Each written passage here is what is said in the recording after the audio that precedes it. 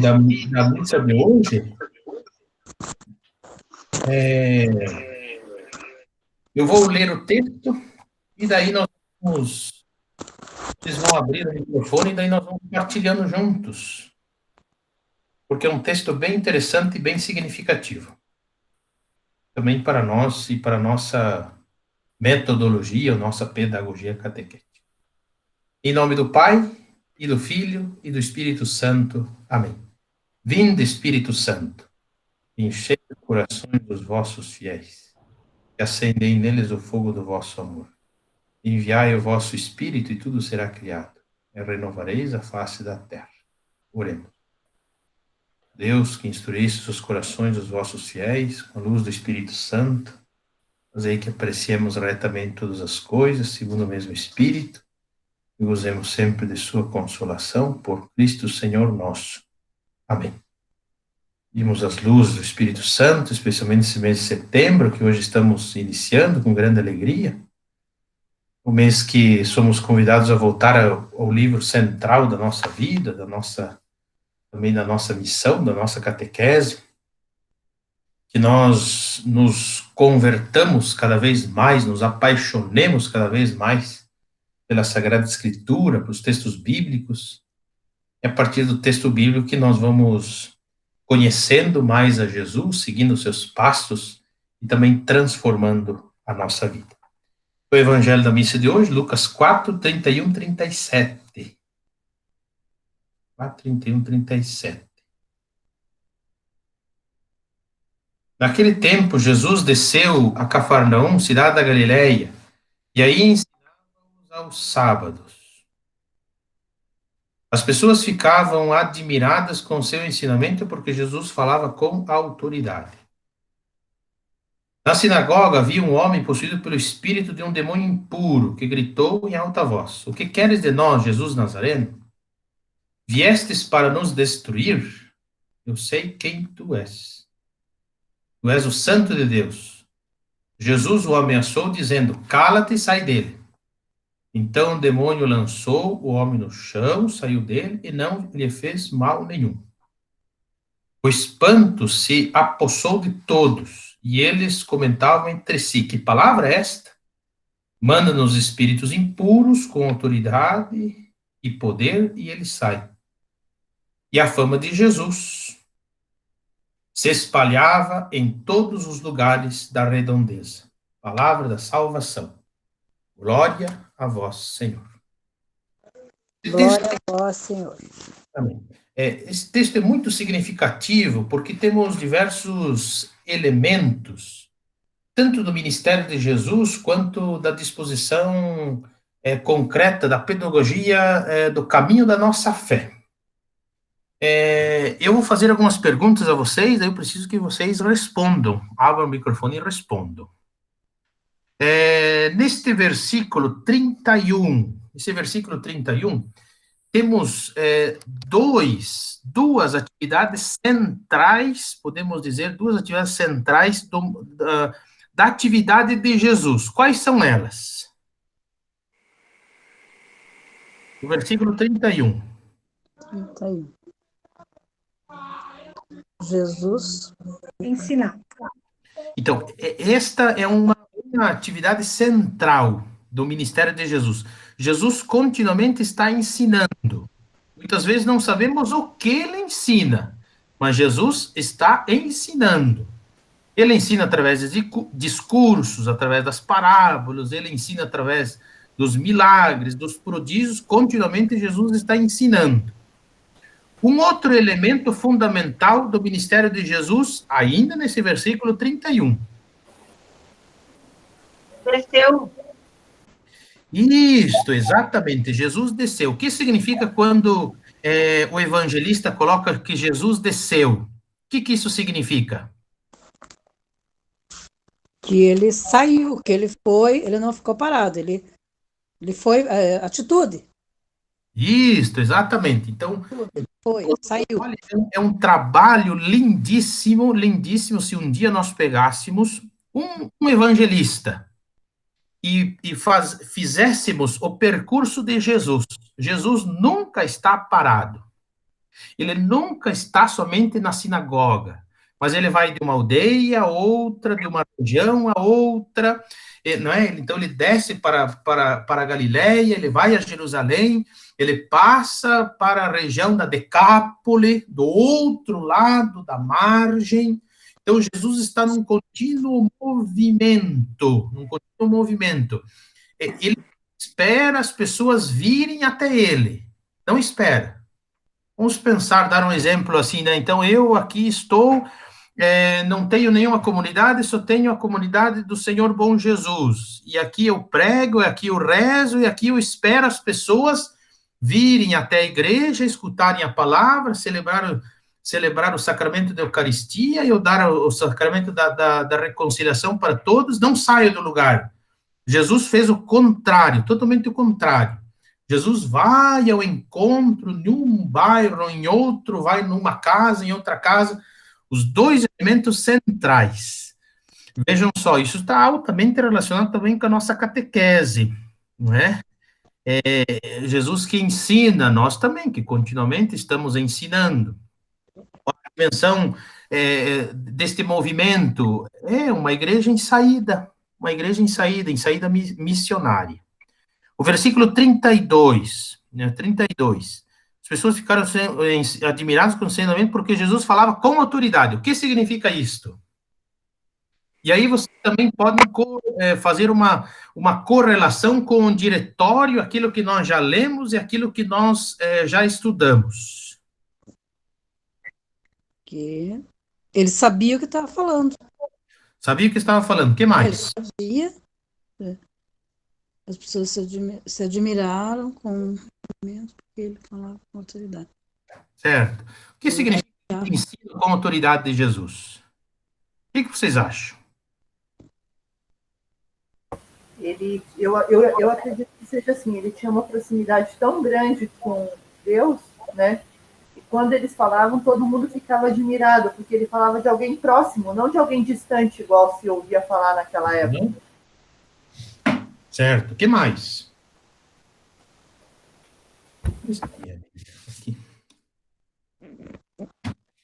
Pode abrir o microfone e falarem, meus amores. Eu vou dar a vez para os outros. Vez para os outros. O que vocês acham que é esse ensinamento com autoridade? Eu creio assim, o conhecimento de causa, né? Ele realmente sabia o que estava falando. Sabia o que estava falando. Era uma pessoa que argumentava, que falava, que sabia se expressar. Significa isto? Então, o senhor falou relacionar com o diretório. Queria a gente estudando isso aqui, a gente vai ter um pouco de autoridade para falar. Porque tem tanta coisa aqui, bem rico aqui, eu achei, né? Então, o catequismo, como é que eu comparo? Antes de ler o diretório e depois de ler o diretório. A gente está ganhando autoridade para falar. Certo. Vocês têm a Bíblia de vocês. Pegue o Evangelho de Mateus. Padre?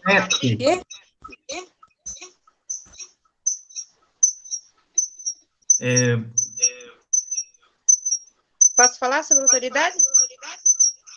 Pode falar. Também você é autoridade quando você dá testemunho também.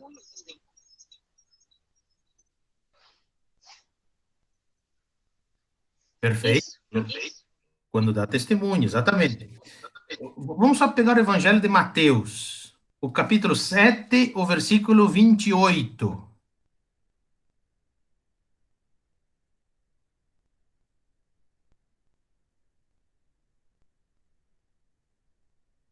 Alguém poderia ler?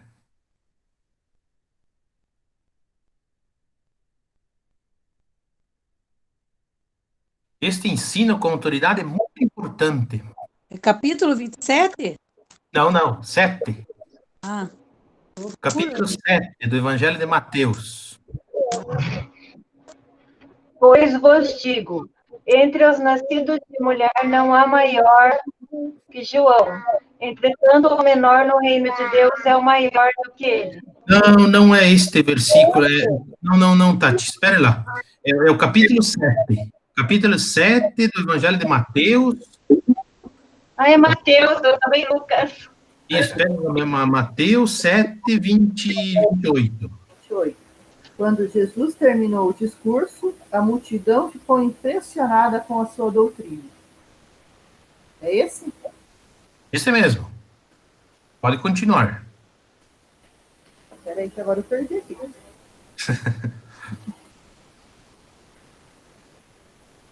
Com efeito, ele ensinava como quem tinha autoridade, e não como seus escribas. Então, vejam só. É muito interessante esta compreensão. O ensino de Jesus com autoridade não é um ensino que vai na linha da retórica. Não é um ensino daquela pessoa que sabe daquilo que está falando, não. Não é de colocar argumentos, não. O ensino de Jesus com autoridade é aquele, como a Joelma falou, é aquele que fala, que diz e que coloca em prática. E coloca em prática. Então, vejam só este versículo aqui, 28, capítulo 7 do Evangelho de São Mateus. Então, no Evangelho de Mateus, o capítulo 5, o capítulo 6 e o capítulo 7 é onde Jesus está. Lembram ou não? Capítulo 5, 6 e 7. Pega no início do capítulo 5 do Evangelho de Mateus.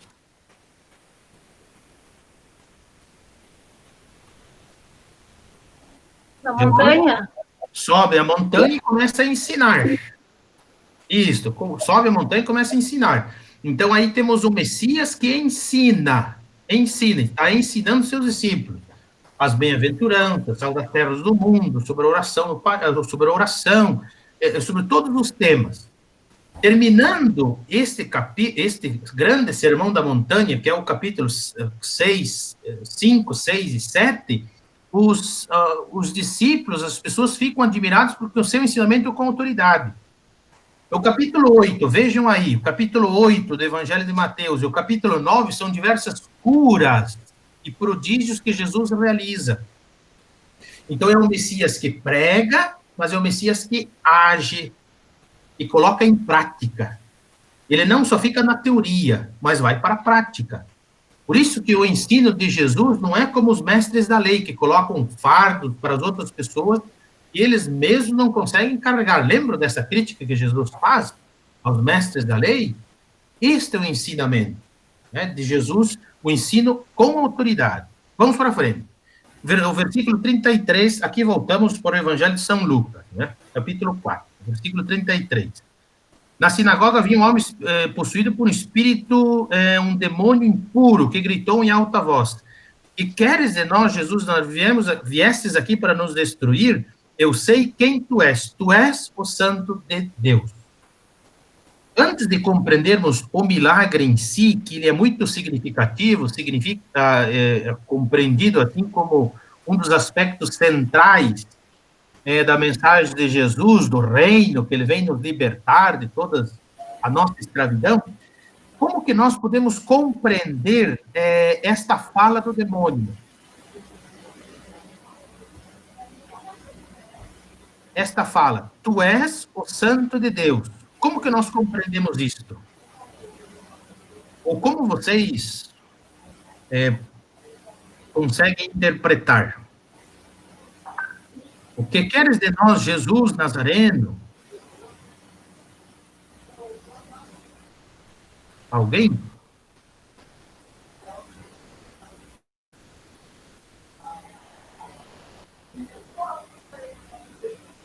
Aonde? Eu estou perdida aqui. Eu estou perdida. É Lucas 4, aonde que é esse? Lucas 4, 33. Lucas 4, 33. Lá onde a gente estava, então. Onde nós estávamos. Ai, meu Deus. Tá, eu já me achei. Como vocês conseguem compreender isto? O demônio conhecia Jesus e quis falar abertamente quem ele era para o povo? Aham. Então, vejam bem, assim como eu falei que aquele ensino de autoridade estava presente no diretório, vocês podem perceber, o diretório vai nos convidar que ele não faz né, uma ênfase muito grande na atuação da catequista, ou do catequista, mas faz uma ênfase no ser catequista, né? Ou seja, aquele ensino, qual é o nosso ensino com autoridade? Não é quando nós preparamos uma boa metodologia, que falamos sobre Jesus, não. É que aquilo que nós estamos partilhando com os nossos catequizandos, não é? Daquele tema, é aquilo que a gente vive. É aquilo que a gente vive. Esta unidade de vida. Aqui mais, até os demônios creem. Não basta crer, não basta crer, não basta acreditar, não basta saber que Jesus é o Senhor, isto não basta. Até os demônios creem. O que é que nós precisamos fazer? Então, a nossa fé ela não pode ser somente memorizada, aí vai ter o tema aí do nosso capítulo, ela não pode ficar somente na razão, na compreensão. Nós precisamos transformar, nós precisamos acolher esta fé dentro de nós. Então, não é somente aquilo que nós sabemos, mas o que nós fazemos com aquilo que nós sabemos. Isto que é o mais importante. Porque eu posso dizer, sim, Jesus é o Senhor, para a glória de Deus Pai, Jesus nosso Salvador, nosso irmão, nosso mestre. Mas o que isso significa na minha vida, nas minhas decisões, nas atitudes que eu tomo? Não significa nada. Jesus é para mim importante lá na igreja. Jesus é importante quando eu acendo a vela dentro da minha casa e faço a minha oração. Aí Jesus é importante. Mas no meu trabalho, não, nem lembro. Nas minhas decisões, quando eu estou com a minha família, não, isso não é importante. Entende? Então, o mais importante é isso, é transformar este ato de fé, aquilo que a igreja vai ensinar para nós, o tema que vai falar ali para frente, no capítulo, é a traditio, ou seja, a tradição que é dada para nós pela igreja, e daí uma atitude que nós precisamos fazer de acolhida disto, que é a reditio, ou seja, a reedição. É acolher essa disposição da fé, daquilo que nós acreditamos verdadeiramente em Deus e transformar a nossa vida. Ou seja, seguir a Cristo. Isto é fundamental. Depois, Jesus realiza, né? Jesus realiza este milagre, o espanto se apossou de todos, eles comentavam, que palavra é esta? Ele manda os espíritos com autoridade e poder, e ele sai. E a fama de Jesus se espalhava em todos os lugares da redondeza. Ou seja, esta fama, esta palavra de Jesus que se realiza através deste ensino com autoridade. Professar a fé, não basta professar a fé, nós precisamos viver a fé. É um texto que sempre me chama muita atenção e que nos concede também muitos ensinamentos para a nossa vida. Alguém gostaria de dizer algo?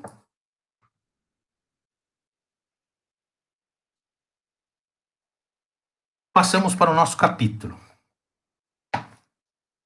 Capítulo 7, a metodologia da catequese. O primeiro aspecto aqui da metodologia da catequese vai correlacionar conteúdo e método. Agora eu pergunto a vocês, qual é o conteúdo da catequese? Como que nós podemos responder em poucas palavras qual é o conteúdo da catequese?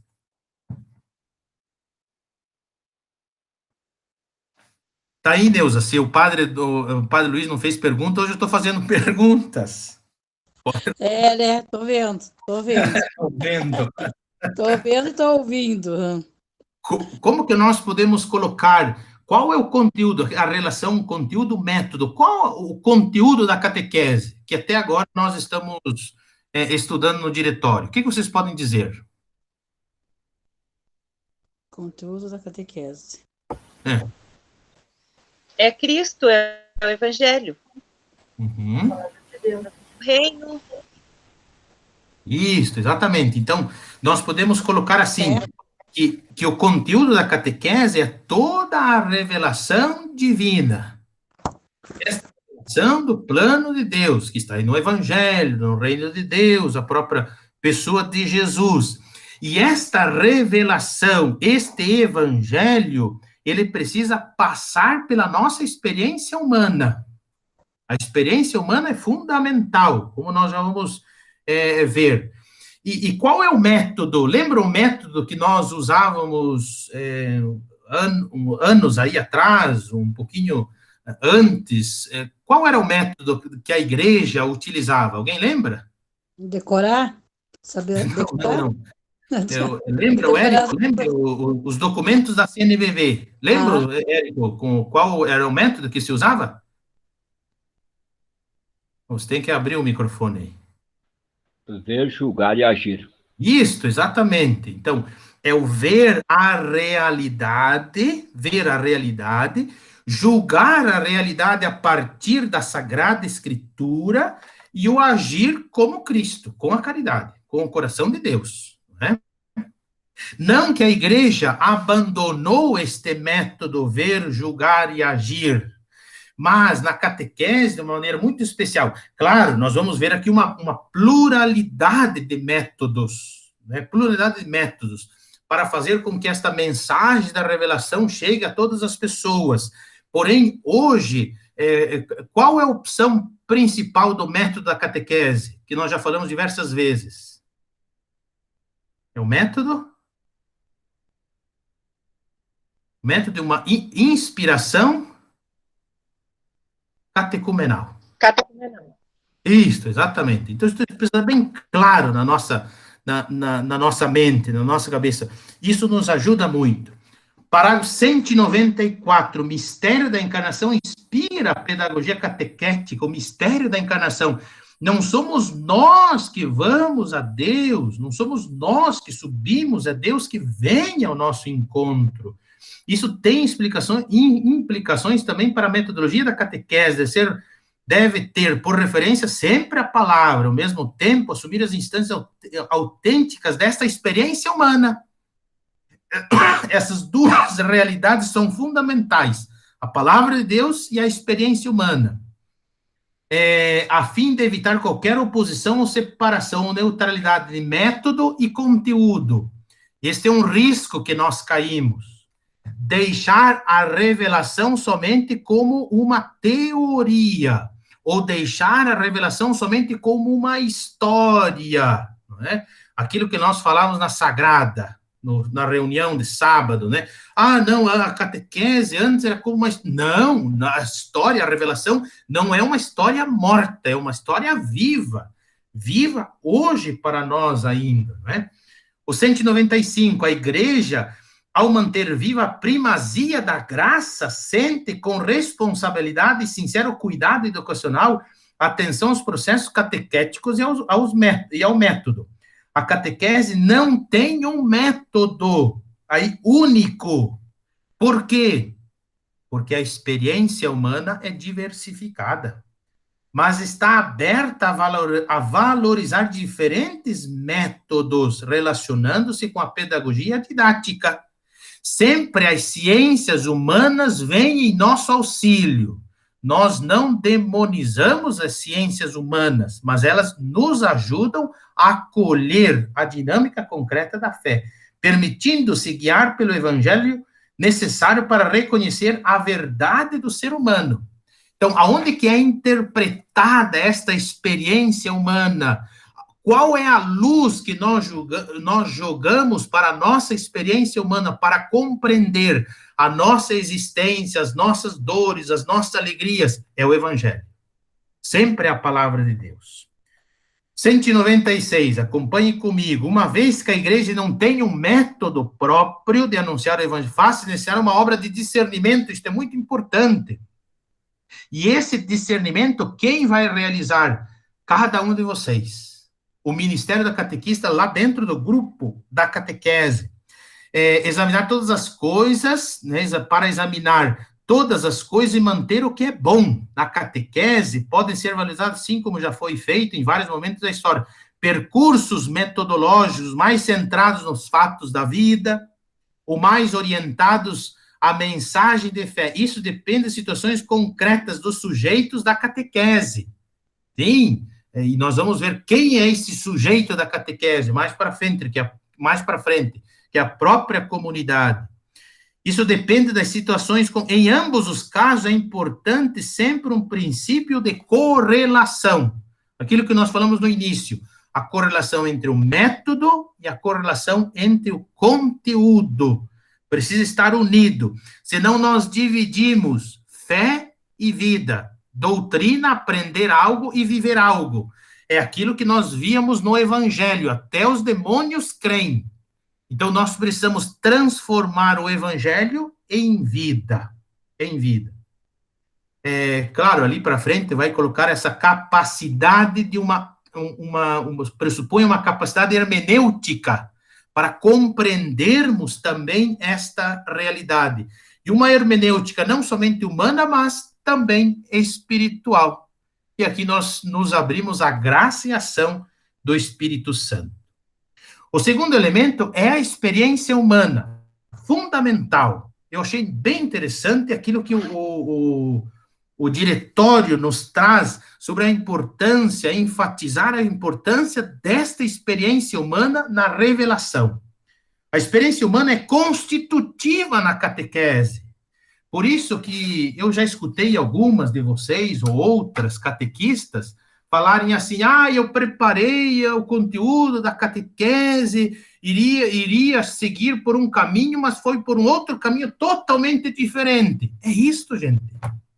Isso é o mais importante. Esta é a experiência humana que o diretório coloca, não é? É constituída tanto em sua identidade quanto em seu processo, como também no seu conteúdo e método, porque não é somente o lugar em que se faz ressoar, vejam só, não é somente onde vai chegar a palavra de Deus, mas é também, escrevam, anotem isso daí, gente, isso é lindíssimo, mas é também o espaço no qual Deus fala.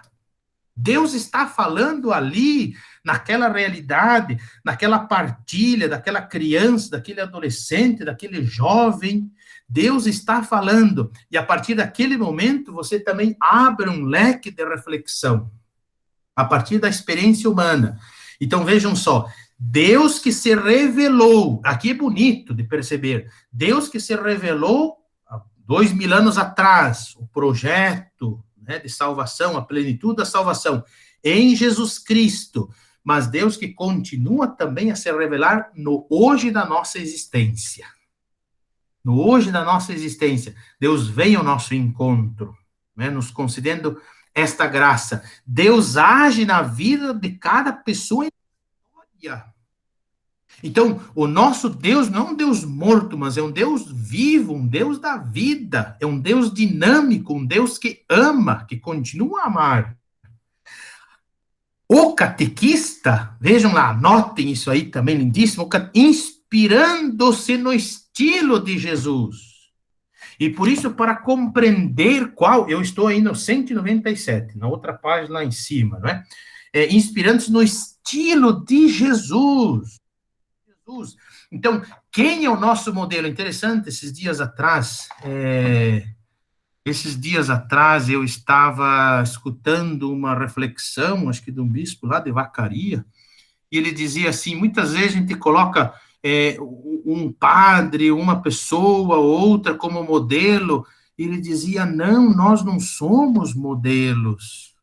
O único modelo para nós é Jesus. O único modelo para nós é Jesus. Né? Nós seguimos a Jesus. Então, ele deve ser nosso modelo. O modelo do catequismo. Então, nós nos inspiramos no estilo de Jesus. Permite ser alcançado por esta presença. Isso livra de pensar a pessoa e a história apenas enquanto destinatários dessa proposta. Então, eu digo a vocês, a catequese, aquele momento da catequese, o encontro com os catequistas, aquilo é vida, é dinâmico. Não é somente transmitir algo que eu preparei, mas Deus está falando, o Espírito Santo está falando. Abre uma relação de reciprocidade, de diálogo. E aqui nós vamos compreendendo também o diálogo da salvação. Deus que fala com nós, com cada um de nós, com a humanidade, na escuta que o Espírito Santo está silenciosamente operando dentro de nós. Aqui nós fazemos a nossa parte. E daí, quem realiza verdadeiramente é o Espírito Santo, não é? Jesus, em seu anúncio do reino, procura, encontra e acolhe as pessoas em situações concretas da vida. Aqui vai colocar como que um resumo do ministério de Jesus. Como que Jesus realiza? Então, ele vai ao encontro. É aquilo que nós falamos no Evangelho. Jesus desceu para Cafarnaum, ele vai sempre ao encontro, sempre a disposição é da sua parte, vai ao encontro, e fala sobre as situações concretas da vida. Aí são as parábolas. Não é bonita essas parábolas de Jesus? Onde, tanto tempo atrás, não é? E é vida para nós, e nós compreendemos, não é? Verdadeiramente para cada um de nós.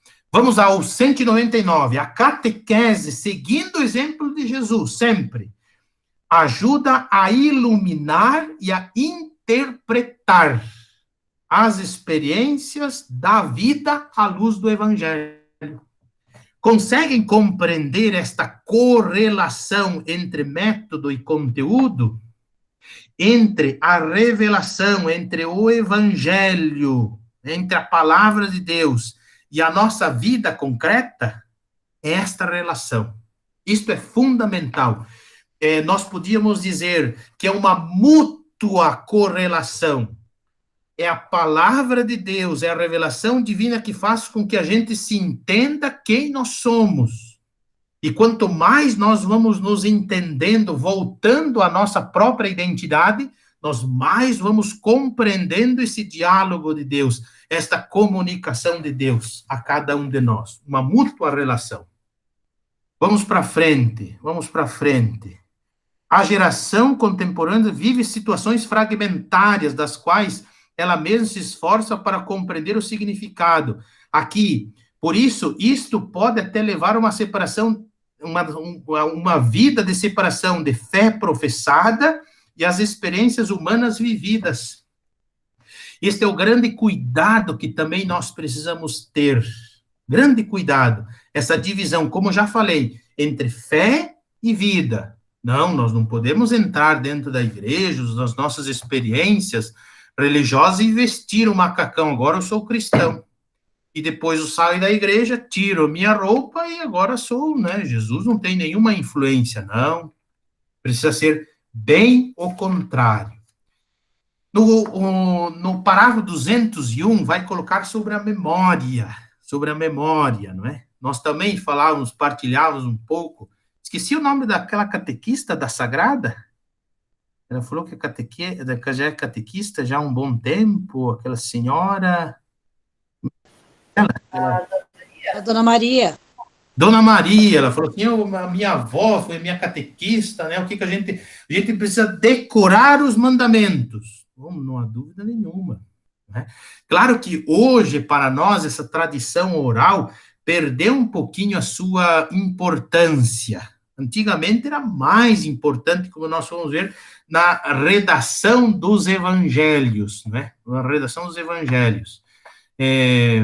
Antes não se escrevia, se passava de pai para filho, não é verdade?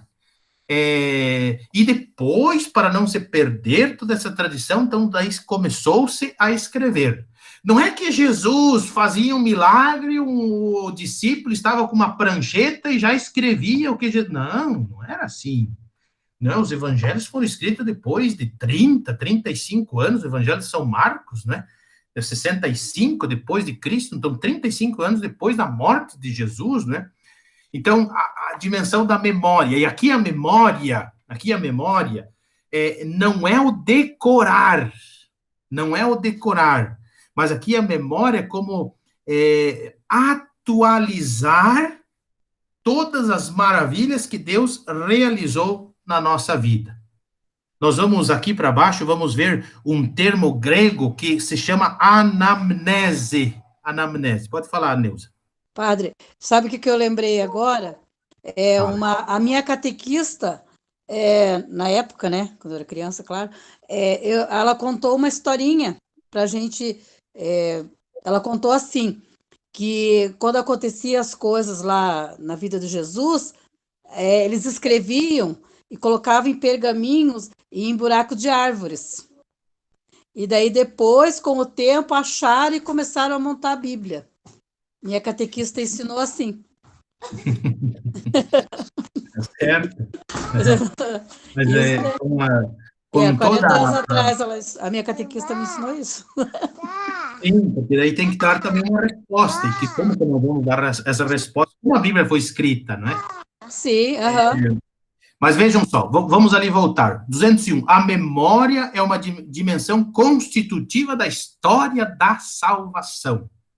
O povo de Israel constantemente convidado a manter viva esta memória, para não se esquecer das graças que o Senhor lhe concedeu ao longo de sua vida.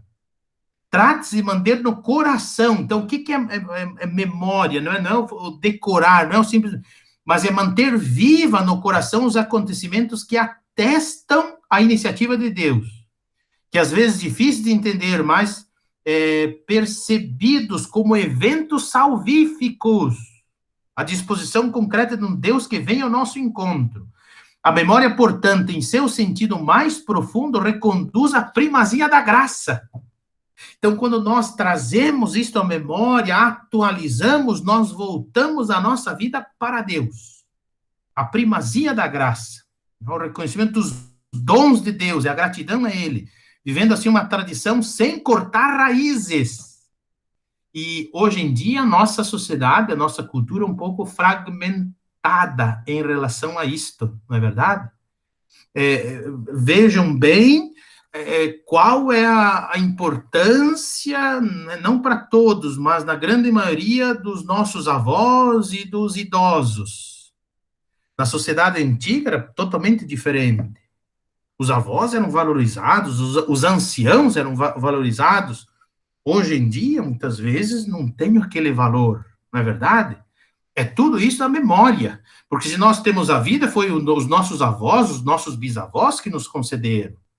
A catequese valoriza a celebração, a memória dos grandes acontecimentos da história da salvação. Anotem esta frase. Olha aí, ó. Os grandes acontecimentos, a fim de ajudar o fiel a se sentir parte desta história. Parte dessa história.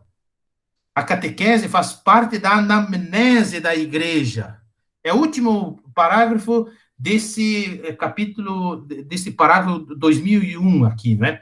Faz parte da igreja. A anamnese da igreja que mantém viva a presença do Senhor, a memória, portanto, é aspecto constitutivo da pedagogia da fé desde o início do cristianismo. O que é esta anamnese? Onde nós encontramos? A anamnese é um termo grego, que é trazer de novo a memória dos acontecimentos principais da vida de Jesus. Então, se a gente pega na oração eucarística, é aquela oração, vamos pegar a oração eucarística número 2, é bonito de também refletir isso daqui. Oração eucarística número 2, depois da consagração, não é? Eis o mistério da fé. Então, daí o padre reza assim, o presidente da celebração reza assim, celebrando, pois, a memória. Memória significa, aí, anamnese, em grego, significa memória. Então, fazer memória. Celebrando, pois, a memória da morte e da ressurreição de Jesus, vosso Filho. Nós vos oferecemos, o Pai, o pão da vida, o cálice da salvação. Então, fazemos memória do evento salvífico. Fazemos memória da vida, da morte e da ressurreição de nosso Senhor Jesus Cristo. Esta é a dimensão também que a catequese precisa valorizar, fazer memória. Por isso que eu falava antes, não é uma história morta. Não é, aqui a memória é muito mais do que relembrar, como pegamos uma foto de um aniversário de 10 anos atrás, então nós vemos, né, lembramos, veja só essa pessoa, aquela outra ali já faleceu, não sei o que, tá.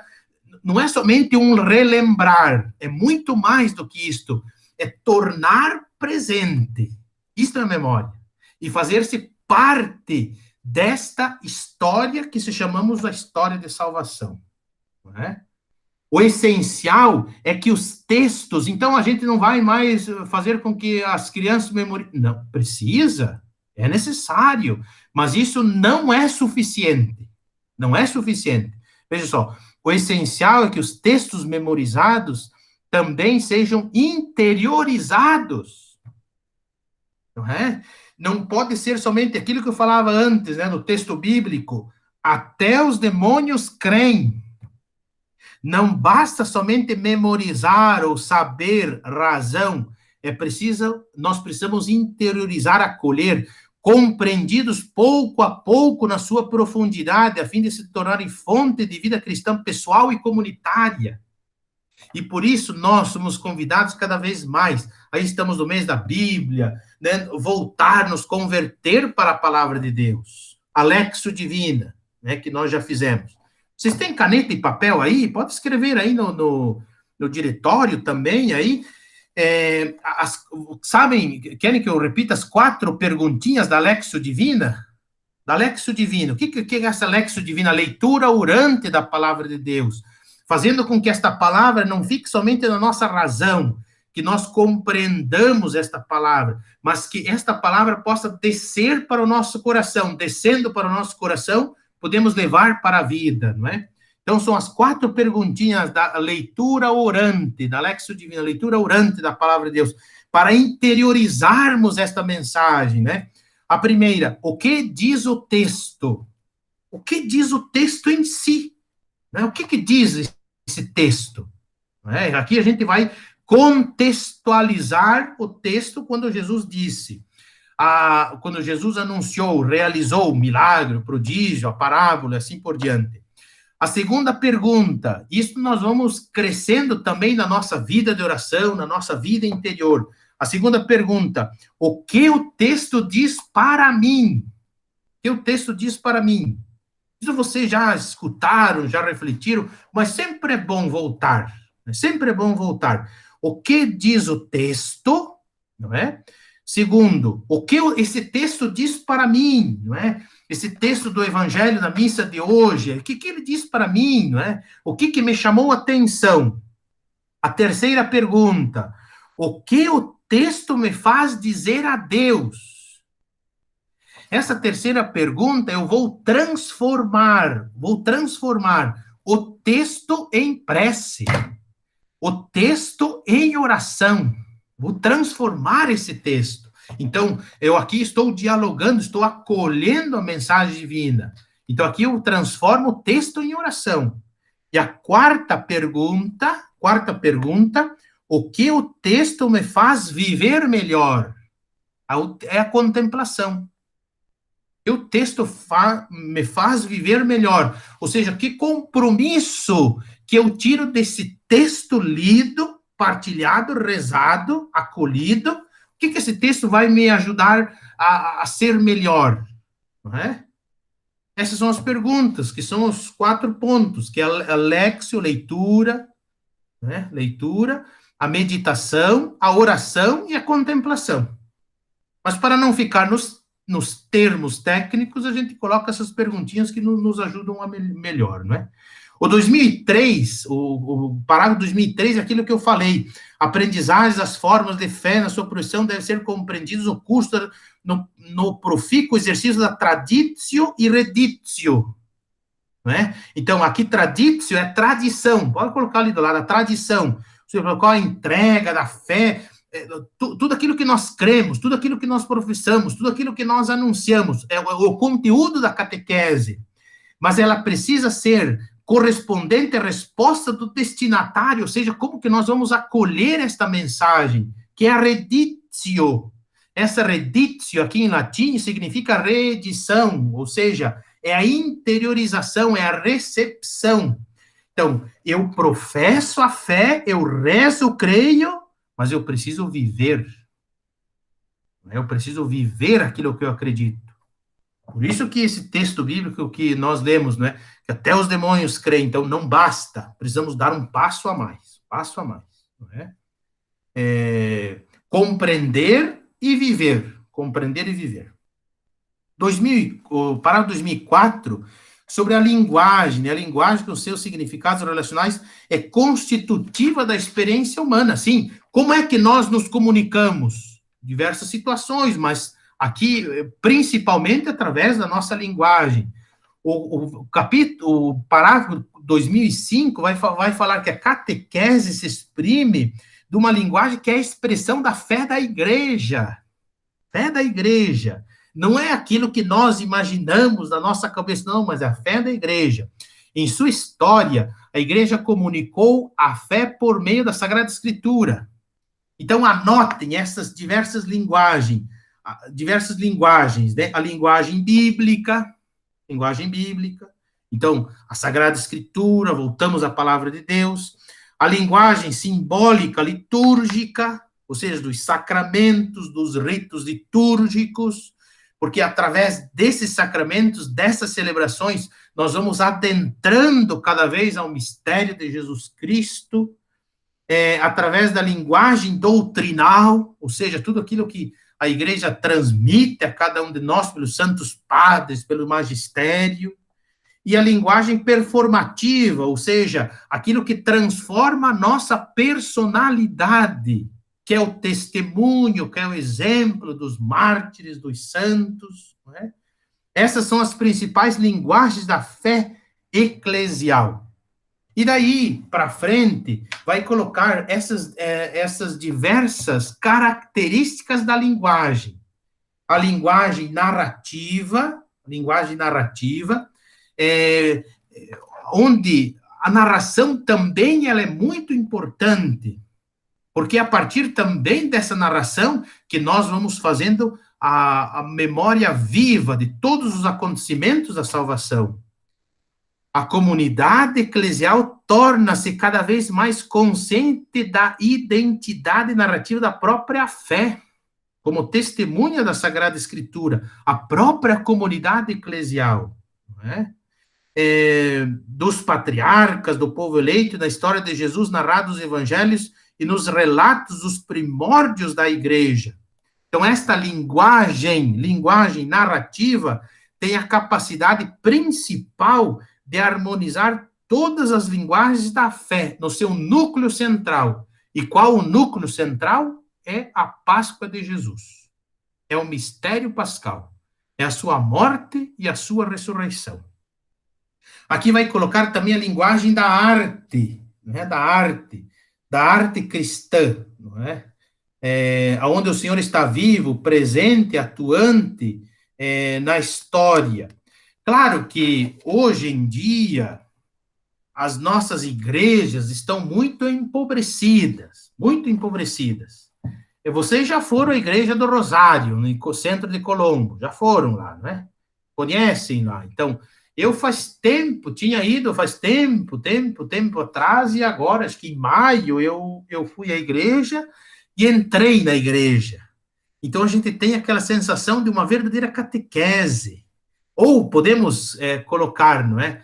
A Basílica de Aparecida. Já foram à Basílica de Aparecida?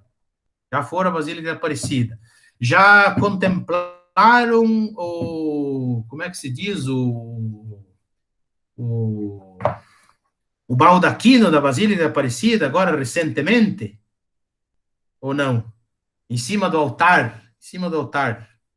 Viram? Não. Quem já participou lá da Basílica da Aparecida de uma interpretação de toda a pintura do Cláudio Pastro? Alguém já participou, não? Não. Então, ela é muito rica. Ali nós temos toda a história da salvação, principalmente as mulheres, tanto do Antigo Testamento quanto do Novo Testamento, não é? E aí a centralidade do mistério pascal de Jesus Cristo. É isto que o diretório está dizendo, não é? A arte dos ícones, não é? Através do ícone, de um ícone pintado, de uma imagem, nós vamos adentrando ao mistério de Jesus. 2010, do 210, desculpa, 210. Ali vocês já ouviram falar da Bíblia Pauperum? Já tinham ouvido falar sobre a Bíblia Pauperum? O que é essa Bíblia Pauperum? Do latim, a Bíblia dos pobres. O que é isto? É a Bíblia ilustrativa.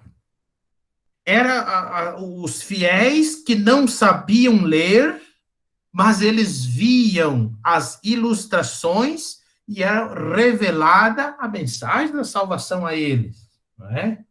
Então, esta Bíblia ilustrada, aqui vai colocar, não é? Então, essas diversas imagens, trabalhar também com a imaginação, né, com a arte dentro da catequese, isto é de uma importância significativa. 211, todo o patrimônio musical, a música sacra, e assim por diante. As linguagens e as ferramentas digitais. Não é? As linguagens e ferramentas digitais.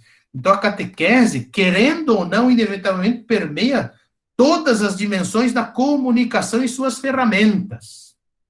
Então, aqui nós vamos ver né, que as profundas mudanças na comunicação, evidentes no âmbito técnico, produzem também uma mudanças no âmbito cultural.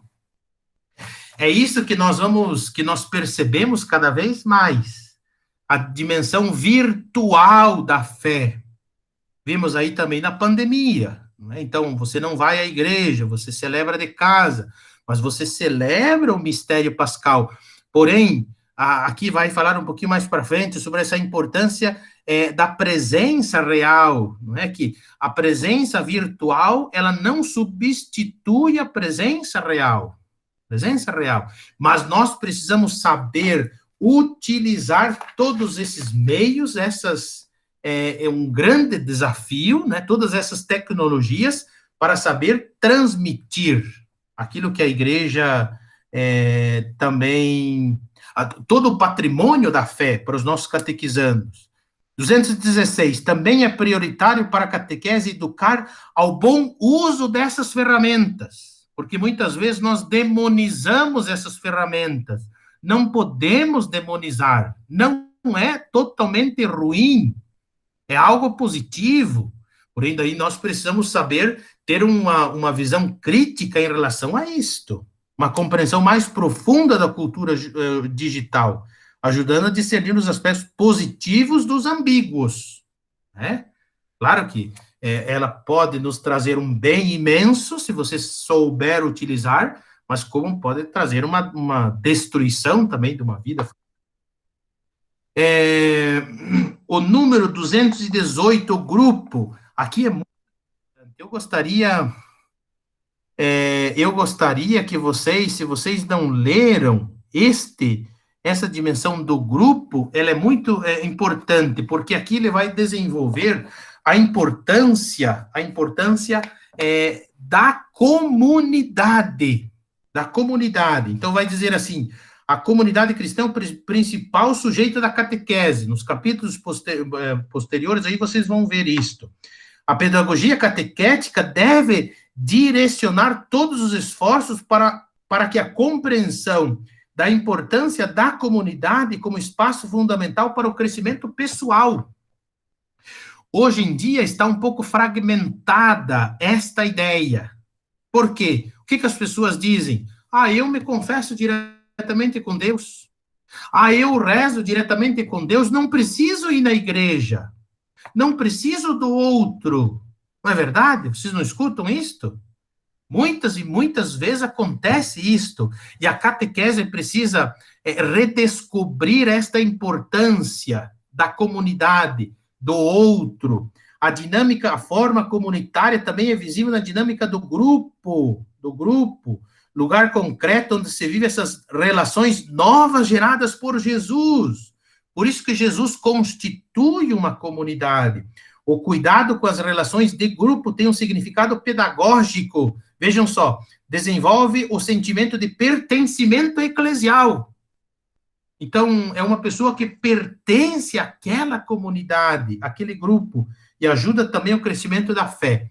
Aqui, o catequista é convidado a, no grupo, fazer viva a experiência da comunidade como expressão mais coerente da vida da igreja.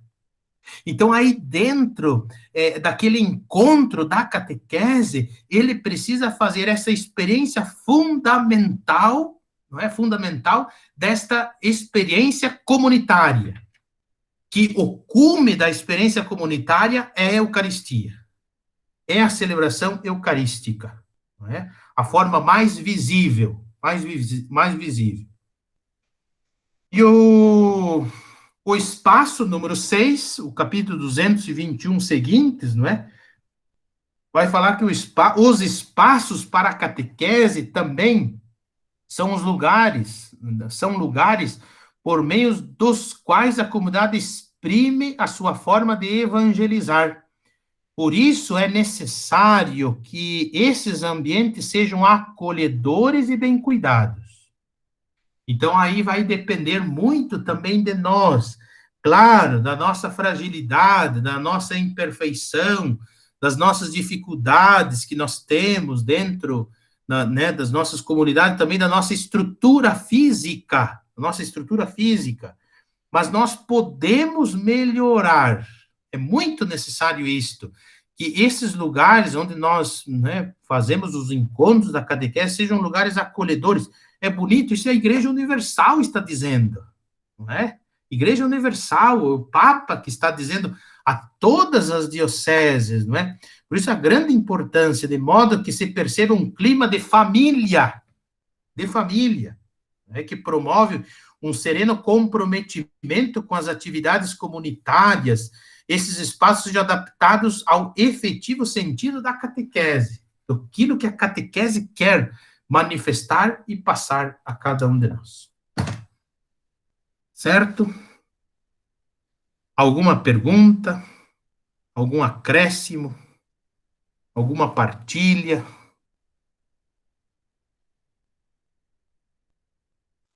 Bom, padre. Fala, Joelma. Pode falar. Neuza, vai. Fala, Neuza. Depois fala, Joelma. Não, eu até grifei aqui, no 223, que Certo. fala da dinâmica da igreja em saída, que perpassa a catequese, que é essa igreja em saída que o padre tanto fala, né? Sim. O padre, não, o Papa. A igreja. Sim. Aham.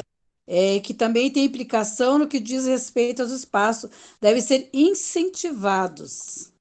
A tentativa de uma catequese, daí fala de vários lugares ali, né?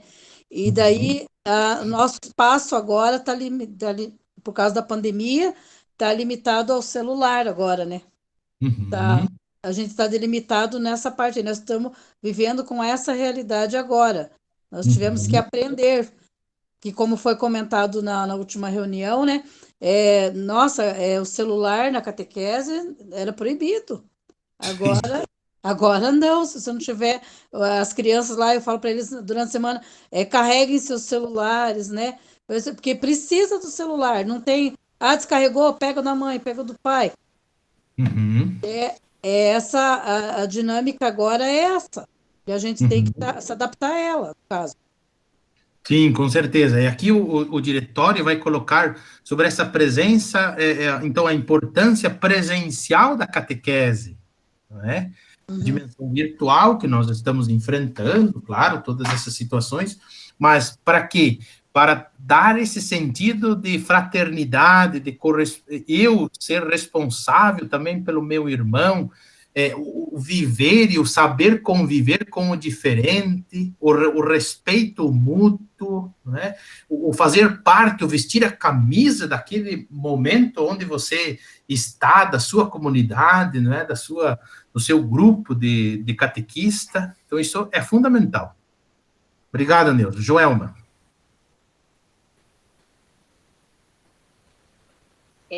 A gente está sendo, assim, muito agraciado, né, das nossas formações, nas instruções, assim, da própria arquidiocese para a nossa pastoral com relação a esse assunto hoje nosso, da metodologia, sabe? eu sempre falo, procuro passar para nosso grupo, que como é importante a gente dar o exemplo para nossas catequistas e como é importante a gente cuidar do nosso grupo, para que também as nossas catequistas consigam passar isso para os seus catequizandos. Então, é isso que eu sinto quando eu vou lá nas formações da arquidiocese, sabe? Eles fazem aquele jeito de oração diferente, que para mim é diferente, a espiritualidade, a Alexia Divina. Então, tudo isso é passado para a gente de uma forma que, instruindo mesmo. Para quê? Eles fazem. É como a gente falou também sobre a autoridade de Jesus, né? Isso também que nós somos chamados a ter essa autoridade nesse sentido.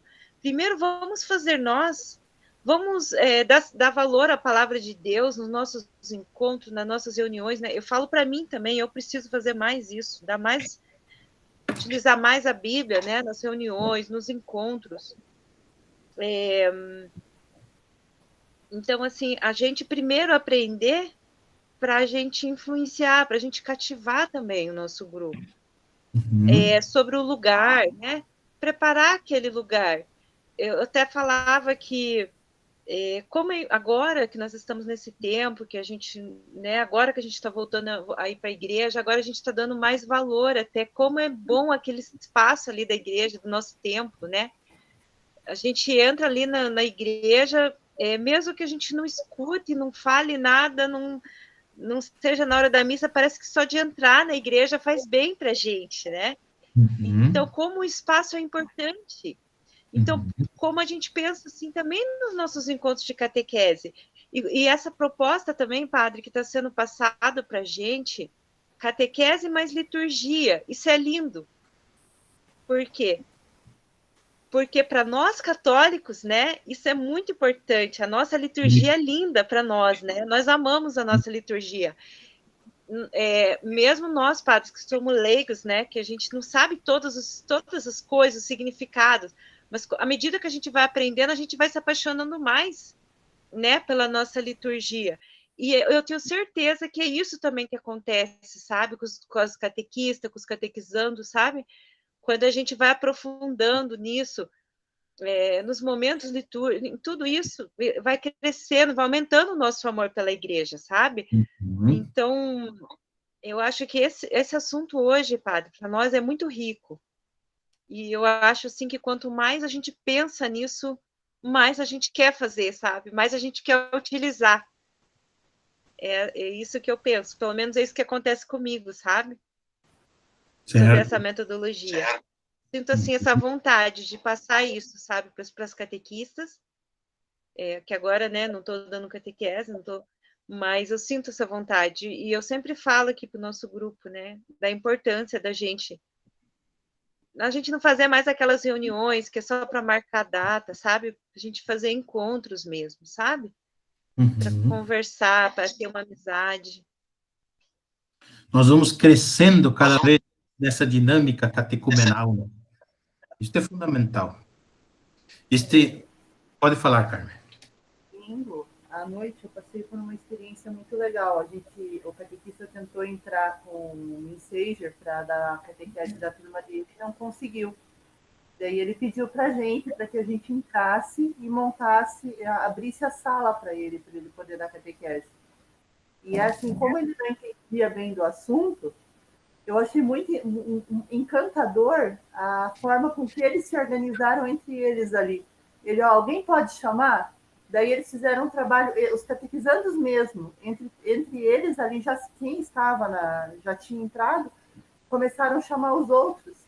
Né? E daí a gente comentando, nossa, para nós parece um bicho de 7 cabeças, às vezes, mexer nessas tecnologias, né? Mas para eles é algo tão fácil. Então, às vezes, a gente mobilizar os nossos catequizantes para vestir a camisa junto com a gente é algo que faz a diferença, porque eles se sentiram importantes em poder ajudar o catequista naquele momento.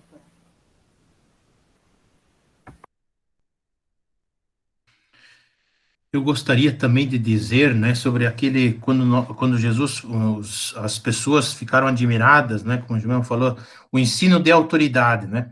Então, a importância também da nossa vida de oração, da nossa vida interior, isto é a chave né, da fecundidade da nossa missão. Dom Peruso dizia muitas vezes, né, para nós, para os padres, nas celebrações, nas missas, né, que ele estava conosco, salve a sua vida de oração, salve a sua Lexio Divina, que a Lexio Divina, que a sua vida de oração salvará o seu ministério. Eu falo isso também a vocês, não é? Como que vai ser fecunda a nossa vida, que nós vamos produzir frutos, né? Através da nossa vida de oração. Quando nós dobrarmos os nossos joelhos, quando nós meditarmos a palavra de Deus, quando intensificarmos a nossa Lexio Divina, quando nos encantarmos cada vez mais com Jesus, daí esse Jesus não somente teoria, mas esse Jesus prática, esse Jesus que desce no coração. Não é? Claro, temos as nossas fragilidades, temos as nossas imperfeições, isso é normal, mas aí nós vamos passar, vamos transmitir com tudo aquilo que nós conhecemos da metodologia, das ciências humanas, né, necessário, mas daí aqui tem a dimensão concreta da fé, tão importante e fundamental, não é? Então, não descuide da sua vida de oração, da sua vida, da sua intimidade com Deus, né? Todos os dias nós precisamos ter, não é? Ter a nossa oração, não é? E a oração como diálogo, né? Por isso que essa Lexio Divina, essas quatro perguntinhas aí que eu passei para vocês, isso nos ajuda muito a nos aprofundar no Evangelho, não é? Veja só que riqueza do Evangelho da missa de hoje. A gente lê algo assim rapidamente, a gente não percebe esta profundidade. Então a gente precisa parar, deixar que o Espírito Santo entre dentro de nós, né? Então isso é fundamental. Ok. Nossos próximos capítulos. Onde está aqui? Espera lá. Semana que vem, dia 9. É 9? 8. Semana que vem, dia 8, é o diácono Érico, que vai acompanhar vocês. É o capítulo 8, a catequese na vida das pessoas. Ele é um pouco longo aí, mas eu falei para o Érico, não é? Então, uma ideia central da catequese família, com as crianças, a realidade juvenil, adultos, idosos, deficientes, migrantes, imigrantes, pessoas marginalizadas, assim. A terceira parte, se vocês concordam, nós dividimos em três encontros. Em três encontros. Então, dia 15, dia 22 e dia 29. Então, dia 15 seria o capítulo 9, o início ali, a catequese nas igrejas particulares, da comunidade cristã como sujeito da catequese, dia 15. Depois, o capítulo 10 seria dia 22, catequese diante dos cenários culturais contemporâneos, dia 22. E o capítulo 11 e 12 no dia 29. Pode ser assim? Ok? Então é assim, nós poderíamos fazer 2 capítulos ou mais, mas eu acho que uma riqueza tão grande, como por exemplo esse capítulo, ele não é muito grande, mas uma riqueza, né? Porque se a gente passa, não é, alguns temas e não se aprofunda, ou não retoma, ou não está ali, o diretório, vocês viram sobre, eu não estou aqui com o meu catecismo. O catecismo todos vocês têm. Suas catequistas têm o catecismo? Umas sim, outras não têm. Então vejam só, este é um belíssimo presente que nós podemos dar também às nossas catequistas, sabe? É um ótimo investimento. E o compêndio, vocês têm o compêndio ou não?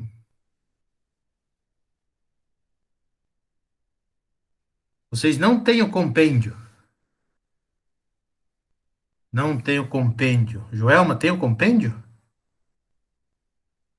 É o livrinho mais fino. É o livrinho mais fino. O compêndio é como que uma linguagem mais atual, mais moderna, mais juvenil do catecismo, aquilo que vocês estudaram semana passada, né? Mais juvenil do catecismo, sabe?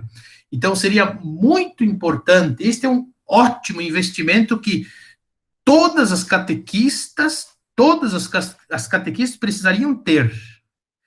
E daí, como o diretório, sim, o diretório está aqui, mas tanto o catecismo da Igreja Católica como o compêndio é um livro de pesquisa. É um livro de pesquisa. Então, nós vamos trabalhar um tema lá na catequese. Então, eu vou sempre ao catecismo da Igreja Católica. O que a igreja vai dizer? Depois, outras dinâmicas, outros temas, outras reflexões, né? Mas nós nunca poderíamos deixar de nos aprofundar ali no catecismo da Igreja Católica e também textos do magistério, dos santos padres, que nós temos no compêndio. Então, aí fica uma sugestão para vocês. Acho que seria muito, muito, muito importante mesmo fazermos aí este presente. Tá bom? A Joelma poderia falar, ao menos assim, em linhas gerais. Nós tivemos uma reunião sábado, né? Sobre as datas das... A Joelma acho que vai fazer também uma reunião mais específica com vocês, mas somente uma visão geral aí das datas, tanto da primeira comunhão como da crisma.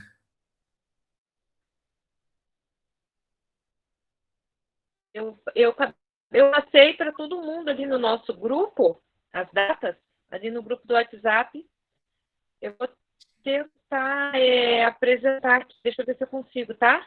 Por aqui na nossa tela. Só um minutinho. Alguém viu lá no grupo? Alguém?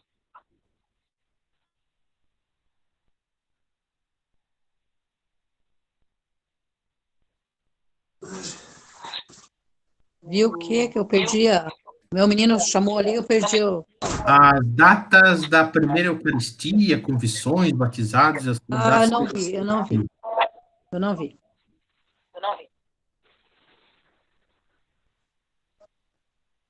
Eu não sei apresentar aqui pra gente, mas consegue olhar agora o WhatsApp? Não consegue, mas pode falar, Joel. Tá. Só um minutinho, tá?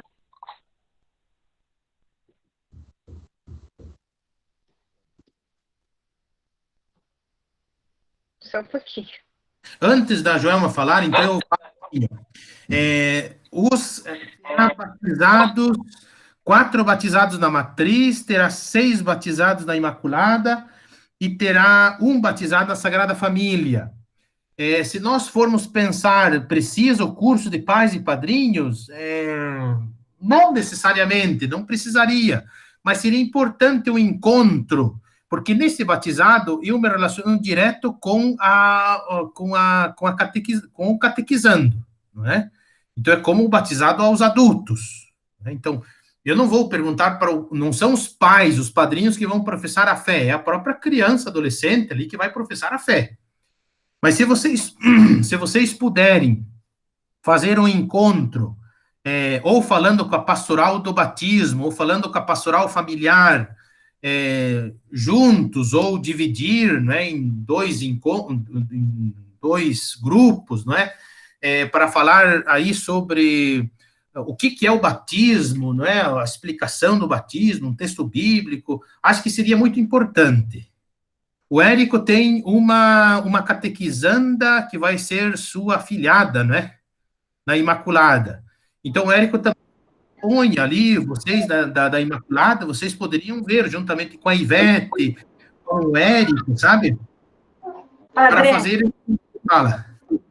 Da Imaculada, eu dei uma conversada já com a Ivete, daí ela falou que ela dá o curso daí para eles.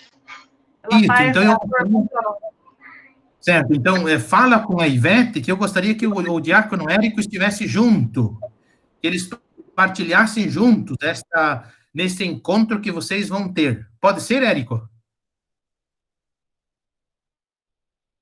Pode ser, Érico? Sem dúvida. Pode sim, só avisar, programar, sem dúvida. Isso, então eu gostaria que estivesse juntos, né? Daí na matriz também vemos aí como que nós vamos fazer, pedimos ajuda, que o coordenador José Aparecido, então ele pode vir, a pastoral familiar também, né? Fala, Neuza. Daí, no caso, a minha, como é só uma, não dá para juntar lá com a Imaculada? Para essa formação? Pode ser que a Imaculada já tem 6, né? Hum. Se puder vir na matriz, que tem 4, seria melhor, né? Porque até gostaria que na Imaculada se pudesse dividir o grupo, mas eu sei que é difícil. Porque são 6, isso significa 6 vezes 4, né? Então já dá 24 pessoas aí, né? Então, eu acho melhor. Puder vir na matriz com 4, né? Se quiserem, né? Tá bom? Uhum. Eu acho que seria interessante, Fábio, porque é uma só. Certo. É uma catequizanda só. Seria importante que daí, tipo, ficaria mais até um tanto Mas aí, mais interessante para a família, né? sim, mas daí organizem-se na matriz daí, que tem são 4, né? Daí ficariam 5. Joelma? Precisa ligar o som, Joelma. Tá, eu queria apresentar aqui, mas eu não consigo ainda fazer, não sei fazer isso ainda. Então, a data para a primeira Eucaristia. Depois vocês vão ver que eu passei lá no grupo, tá? Da paroquial. Então, o Carmo, começando, então nós vamos ser no meio de novembro, tá? A primeira Eucaristia. Começando no Carmo, no dia 7/11, que é sábado, às 17 horas. Daí, 18. Tá, desculpa, eu troquei aqui a informação da primeira Eucaristia com a confissão. Vou arrumar. Isso. Nossa Senhora do Carmo, às 18 horas, no dia 7 de novembro. 14 de novembro. Agora eu estou conseguindo, vocês estão vendo? É isso, aqui nessa tela que eu quero compartilhar. Sim, vamos vendo. Não, é outro. Quem está compartilhando a tela? É outra pessoa. Tá. Bom Jesus, dia 14. Eu estou compartilhando. Você que está compartilhando? Bom Jesus, dia 14/11, 2 horários de missa, às 10 horas e às 15 horas. Imaculada, 21/11, 2 horários também, às 10 horas e 15 horas. E a Sagrada, no dia 28 de novembro, às 15 horas. Santa Bárbara também no dia 28, às 19h30, né, padre?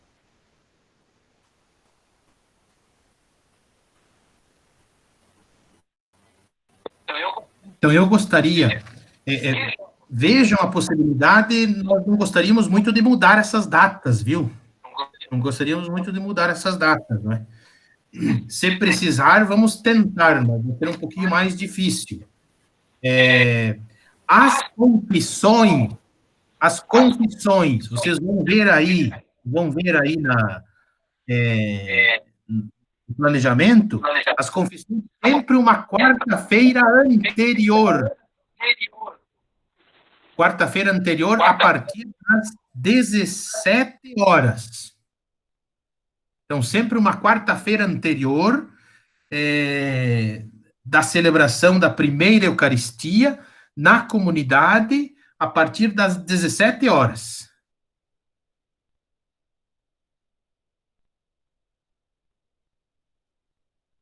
Ok? Entenderam? E o batizado ficou assim, 1º de novembro, na Imaculada 15 de novembro e na Sagrada 22 de novembro. Antes da celebração, não há dúvida nenhuma, né?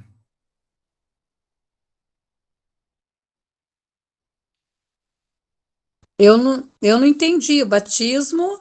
Batizado na Sagrada será 22 de novembro. Tá. Sagrada será 25 de novembro, às 17 horas. E a celebração da Sagrada Família na Sagrada será dia 28. às 15 horas.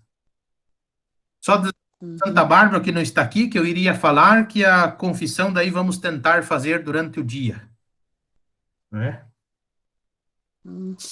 Padre, uma pergunta que os pais estão me fazendo no celular a respeito do pagamento que paga para a primeira comunhão, de roupa, flor, essas coisas, vela. Não Como sei. que vai ser? Aí vocês veem com a Joelma, eu não sei. A Joelma? Depois a Joelma me diz. Então, beleza. A gente vai fazer uma reunião, Neuza. Hã? A gente vai fazer uma reunião para falar, tá bom? Sobre esses beleza. detalhes. Tá. Tá? Daí a Crisma, gente, também tá ali. A Crisma vai ser nos 2 primeiros semanas de dezembro, tá? Então, nós vamos fazer Bom Jesus e Carmo junto, dia 4/12, que é numa sexta-feira, às 20 horas. Tá bom, Denise? E a confissão também vai ser junto dos crismandos do Bom Jesus e do Carmo, tá? No dia 2/12, também, acho que é uma quarta-feira, 2/12, a partir das 17 horas. Daí vem a da Imaculada, que vai ser no sábado, 5/12, às 15 horas. Confissão da Imaculada também dia 3/12, a confissão da Imaculada, tá certo? 3/12? Sim, é na quinta-feira da Imaculada. A confissão daí é na quinta-feira. Na quarta-feira da do Carmo, na quinta-feira da Imaculada, a partir das 16 daí. 16 horas. Tá, isso.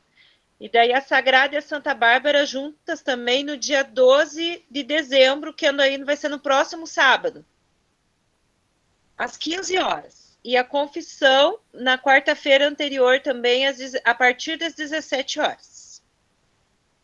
Então, como eu passei vocês ali para vocês no grupo. Então, sobre a celebração da Crisma, como vocês sabem, só tem o arcebispo e todas as paróquias, são 140 paróquias. Ele já veio na nossa festa, provavelmente ele não vai conseguir vir numa celebração, né, na nossa paróquia. Então, seremos nós que iremos celebrar o sacramento da Crisma deste ano. Então, é importante também já falar para os pais. Ok?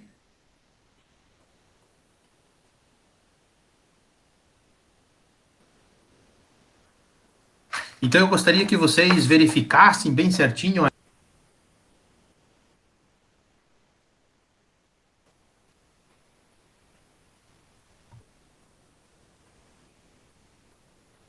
Eu gostaria que vocês marcassem essas datas. Se tem alguma dúvida, vocês falem aí comigo. Mandem a mensagem. Alguma dúvida que surgiu agora, nesse momento? Podem falar, senão, tranquilo.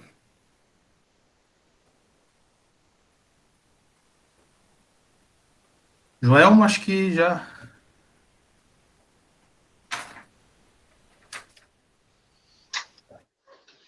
Então, daí a semana que vem, eu não sei essa semana se a gente vai conseguir fazer uma reunião, porque está um pouco corrida essa semana. Talvez semana que vem a gente marque uma reunião daí mais para falar sobre o retiro, a gente vai fazer, coisas assim. Tá bom? Eu preciso ver também ver também na Cúria sobre o valorismo, né?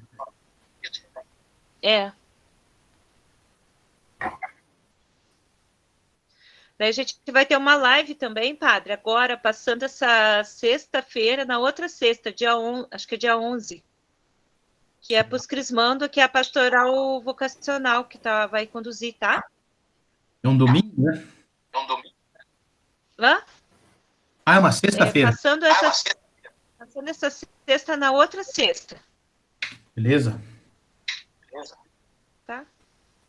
E daí, para a primeira Eucaristia, a gente vai ter a segunda live também, a segunda parte sobre a missa. agora em setembro. Então, a gente vai tentar fazer pelo menos um encontro, assim, por mês. Tanto para as crianças da primeira Eucaristia, quanto para os jovens, tá? É isso que a gente está tentando fazer. O Padre Luiz, na última terça, o Padre Luiz também vai ajudar a gente. Ele tem alguns conteúdos lá para jovens, sabe? Retiro espiritual online, coisas assim que ele ficou de passar para a gente também. Ótimo. Para a gente estar vendo o que pode estar fazendo aqui na nossa paróquia. Bom demais. Acho que concluímos. Falar algo mais? Não? Então vamos. Padre, Fala. eu queria só falar um pouquinho, bem rápido. É algo assim que ficou, ainda sobre o que a gente estava falando antes, da importância da gente criar memórias afetivas, né? Dos nossos catequizandos. O nosso bispo sempre fala sobre isso, né? Sobre criar memórias afetivas. Então, a gente pensa, quando a gente era criança, né? Quantas memórias afetivas a gente tem da nossa família, né? Coisas que a gente guarda mesmo no coração. E que bom se a gente conseguir mesmo, né? Com a graça de Deus, colocar isso que a gente falou hoje, isso tudo que a gente tem visto, né? Durante essas semanas, se a gente conseguir colocar em prática, né, essas memórias afetivas que a gente vai estar criando, né, nas nossas crianças, nossos jovens, né, o próprio ali, eu dou o exemplo ali na matriz, que é onde a gente sempre está, quando a gente vê aquelas crianças correndo ali debaixo daquelas árvores, sabe, a gente sabe o quanto isso é importante para elas, quantas memórias afetivas, né, elas vão ter no coração. Então, assim, só para falar, né, sobre isso, que tem a ver também com o que a gente conversou hoje. Muito bem. Isso é importante, fazer com que o diretório vá também para a prática. Então, quero agradecer e parabenizar vocês pelo Dia da Catequista, do catequista, especialmente vocês, a coordenação. Eu sei que não é fácil nesse tempo de pandemia, mas não há dúvida nenhuma, o Espírito Santo está agindo através de vocês, através da criatividade, esse encontro pessoal que vocês têm com Deus, esta paixão que vocês têm pela catequese, né? Até conversando com o Padre Luciano, domingo à noite, estivemos juntos, né? Eu partilhava para ele essa alegria, essa felicidade. Todas as pastorais são importantes na paróquia, todas as pastorais são importantes, mas eu falava para ele, não é, sobre essa dedicação, não é, a alegria de ter esta pastoral catequética tão bem organizada, não é? As missas, né, a missa no final de semana, esta homenagem às catequistas, não é, que vocês fizeram. Fiquei muito feliz mesmo. Cada comunidade, um jeito, uma forma, não é? Mas isto manifesta a paixão, manifesta o nosso amor por Jesus Cristo. Então, quero agradecer e colocar toda a vida de vocês, de vocês que são os coordenadores, mas também de todas as catequistas da nossa paróquia, de todas as nossas comunidades, dentro do coração de Jesus, no coração da Virgem Maria, possam sempre, que o bom Deus possa os plenificar com a sua graça e com a sua misericórdia. Ave Maria, cheia de graça, o Senhor é convosco, bendita sois vós entre as mulheres, e bendito é o fruto do vosso ventre, Jesus. Santa Maria, Mãe de Deus, rogai por nós, pecadores, agora e na hora de nossa morte. Amém. O Senhor esteja convosco, Ele está no meio de nós. Desça e permaneça os dons, a luz, a força do Espírito Santo sobre todos vocês, suas famílias, suas intenções, sobre todas as nossas catequistas, para as nossas comunidades. A bênção de Deus rico e misericórdia, em nome do Pai, e do Filho, e do Espírito Santo. Amém. Uma boa noite a todos, todas. Desculpa o horário, que passou um pouquinho. Deus abençoe. Boa noite. Deus abençoe. Obrigada. Boa noite. Meninas. Tchau. Tchau. Obrigada. Tchau. Tchau. Tchau. Meninas e meninos, né? Ah, boa noite. Aprendeu, Adel? Aprendi. Tchau. Boa noite. Tchau. Tchau, João.